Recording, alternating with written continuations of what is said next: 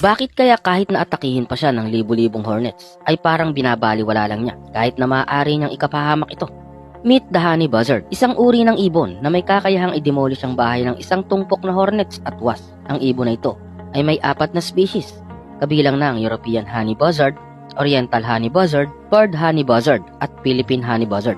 Pero sa 4 ay ang Oriental at European lamang ang may kakayahang wasakin ang giant hornets. Kahit na kinatatakutan ng mga tao ang mga hornets at ng iba pang hayop, ay sila lamang ang may kakayanang makatapat dito. Hindi lamang mga hornets, maging ang mga wasp at honeybee ay hindi nila pinalalampas dahil wala silang pinipili na kainin. Kung ano ang abutan ng tuka ay diretso sa kanilang tiyan. Ngunit bakit nga ba walang epekto ang pag-atake ng hornets kahit pahalos baluti na ang buong katawan nito? Ano nga ba ang sekreto ng honey buzzard? Actually, ang halos lahat ng parte ng katawan nila ay puro proteksyon. Sa mata ay merong cover ang eyelid na mabilis nagre-react kapag may papalapit na panganib. Ganon din ang mga balahibo nila na mas makunat at makapal ng ilang millimeters kaysa sa regular na balahibo ng ibon.